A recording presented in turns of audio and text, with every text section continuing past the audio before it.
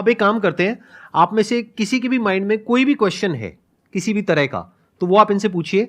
मैं ये जानना चाहता हूँ कि क्या हम यूनिवर्स को जान सकते हैं कि वो कितना बड़ा है, या हम अभी तक जान पाए हैं? जी, क्या तो क्या पैरामीटर्स हो सकते हैं उसको नापने के लिए? जैसे कि हमने सुना है कि लाइट ईयर्स होते हैं, जी जी पर वो कितना बड़ा है क्या हम इमेजिन कर सकते हैं, या हम एक्चुअली में उसे प्रैक्टिकली पता कर सकते हैं क्या? तो जो यूनिवर्स की जो एक्सपैंडिंग यूनिवर्स थ्योरी थी वो एडविन हबल ने दी थी, और उनके अकॉर्डिंग जो अभी यूनिवर्स की जो एज है वो नियर अबाउट 13.9 बिलियन ईयर्स है, और उसी रेट से अभी एक्सपैंड कर रहा है। तो यूनिवर्स जो अभी हमारी थ्योरी है यूनिवर्स के, जो मोस्टली एक्सेप्टेड है, that is of expanding universe. अभी के हिसाब से हबल कांस्टेंट होता है दैट इज 65 मेगा पार्सेक। तो जो डिस्टेंस ऑफ यूनिवर्स है that is h times d, तो वही 13.9 बिलियन टाइम्स लाइट ईयर। तो इतना भी हमारा एक एस्टिमेशन है कि इतना यूनिवर्स हो सकता है। जैसे आपने इतनी सारी नॉलेज गेन कर रखी है, क्या आप भूलते नहीं है चीज़ों को, या भूलते हैं? कब रिवाइज करते हैं? हम पढ़ते हैं तो हमें रिवाइज करना पड़ता है, अगले हफ्ते भूल जाते हैं, रिवाइज करने के आपके बाद साथ भी भूल ऐसा जाते हैं। एक्चुअली ऐसे ही होता है ना? Yes sir. अगर आप किसी चीज़ को अच्छी तरीके से देख लेते हैं, उसे समझ जाते हैं, तो उसकी एक आउटलाइन आपके दिमाग में रहती है, और फिर आपको उसे ज़्यादा रिवाइज करने की ज़रूरत नहीं रहती। तो वही है कि किसी भी चीज़ का कॉन्सेप्ट रहता है, तो अगर आपको वो समझ में आ गया तो information is just like, I think that information is not the main part. If you understand the thing properly, फिर आपको वो सारी चीज़ें आसानी से याद रहती है, आपको कोई उसके लिए एक्स्ट्रा एफर्ट्स नहीं करने पड़ते। सर पूछ रहे थे, बोल रहे थे ना कि मैं मैटर के बारे में स्टडी कर रहा हूँ, तो मैं ये जानना चाह रहा था कि जो इलेक्ट्रॉन प्रोटॉन है इनका मतलब सबसे पहले किसने बताया था इनके बारे में? तो इलेक्ट्रॉन की जो डिस्कवरी थी, तो यार 9th क्लास की एनसीईआरटी में मिल जाता है। तो जो इलेक्ट्रॉन की डिस्कवरी थी वो जे थॉमसन ने करी थी, और प्रोटॉन जो मिला था वो रदरफोर्ड के एक्सपेरिमेंट से हमने डिड्यूस किया था। और चैडविक ने, मतलब जेम्स चैडविक ने, जो बेरिलियम की मतलब जो रेडियो एक्टिव सोर्स से डीके को स्टडी किया था, उससे न्यूट्रॉन के बारे में पता चला था। ये तो बहुत बेसिक क्वेश्चन है भैया, कुछ अच्छा पूछो। थोड़े अच्छे क्वेश्चन पूछो, क्या पूछ रहे हो आप लोग यार? टोटलिया, अब मुझे आपसे एक क्वेश्चन है कि आप जितने सेलिब्रिटी से मिलते हो, तो आप इतने जो मिलने से पहले जो बात करने का जो एक होता है नर्वसनेस, इसको कैसे दूर करें? आप जैसे संदीप सर से बात कर रहे हो और बड़े बड़े आप सेलिब्रिटी से मिले हो, तो आप किस तरह से इतना एक्सपीरियंसली आप बात कर लेते हो किसी से? देखिए, जैसे आज मैं यही सोच के आया था कि मैं संदीप सर से मिलूंगा और उनसे बहुत कुछ सीखने को मिलेगा। तो ऐसा तो है नहीं कि संदीप सर आएंगे और मेरे से पूछेंगे चल ये बता, और फटाफट अगर कुछ गलत बताया तो एक थप्पड़ मारेंगे, ऐसा तो होगा नहीं ना। मतलब प्यार से बात करेंगे और अपना आशीर्वाद देंगे, कुछ अच्छा नई चीज़ शेयर करेंगे। तो वही है कि आप मतलब एक फ्री एंड पे रहें, और जहाँ पर भी आप मतलब अपने से आप सच जो है वो एक्सपेक्ट करें कि अगर मैं कहीं से सच बोल रहा हूँ तो थिंग्स वुड गेट ईजी, और make it easy in your brain. और हर जगह से अगर आप कुछ अच्छा सीख करने की कोशिश करते हैं, ट्रुथफुल रहते हैं, तो आप में nervousness is just a state of mind, और ये बस चला जाता है, जस्ट मिराज। तो बस संदीप सर हैं, आज इनसे बहुत कुछ सीखने को मिलेगा, आप सभी से आज बहुत कुछ सीखने को मिलेगा। तो आप ऐसा कुछ एक अपना परसेप्शन रखिए, और फिर सारी चीज़ें आपके लिए आसान हो जाएंगी। मेरा ये क्वेश्चन है कि जैसे चंद्र ग्रहण लगता है, सूर्य ग्रहण लगता है, तो उसका कैसे पता लगता है कि वो कब लगेगा और किस टाइम में लगेगा, या कितना, उसका कैसे पता लगता है? ये तो पता है कि वो क्यों लगता है, बट इसका कैसे पता लगता है कि अब लगेगा, या कैसे, उसका क्या होता है?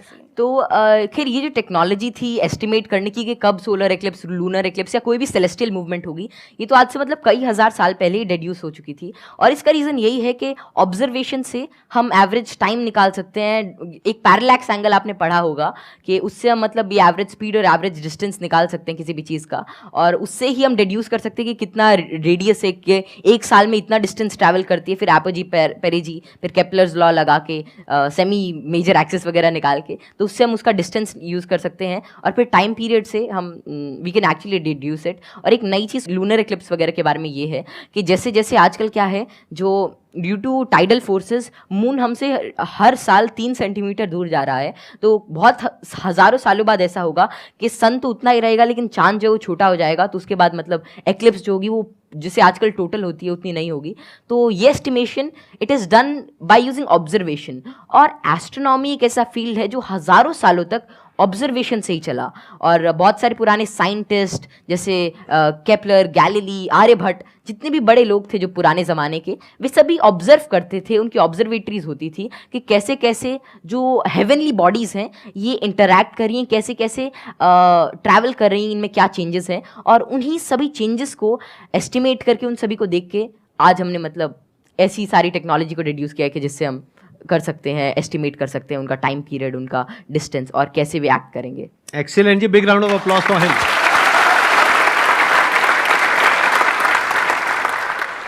में मैं ये पूछना चाहूँगा, जैसे यहाँ पर बैकग्राउंड हमारा होता है तो लोग कहते हैं कि इंटेलिजेंस जेनेटिक होता है, काफ़ी मतलब कि उसको बढ़ाने में बहुत ज़्यादा नहीं हम लोग कर सकते हैं।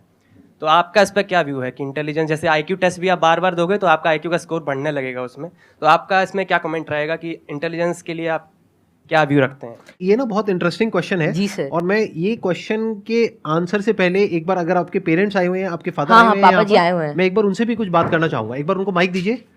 मैं आपसे ये जानना चाहूंगा कि आपके जो बेटे हैं, ये तो सबको पता है कि किस तरीके से चीज़ों को याद रखते हैं, किस तरह से एक्सप्रेस करते हैं, क्या आप भी इसी तरीके से चीज़ों को याद रख पाते हैं? पहले तो बहुत बहुत धन्यवाद जो आपने माइक दिया, और जो आपके आज दीदार हुए। हम बहुत दिनों से कुछ एक गिने चुने शख्सियत ऐसे जिनसे नहीं मिल पाए, उनमें एक संदीप माहेश्वरी थे, और जैसे ही कौटिल्य को पता लगा कि उनसे मिलने का मौका मिलेगा, ये बहुत ज़्यादा एक्साइटेड था आपसे मिलने के लिए। Thank you. मेरे पिताजी भी काफ़ी इंटेलिजेंट व्यक्ति थे, कौटिल्य भी इंटेलिजेंट है, और हम बीच की पीढ़ी हैं।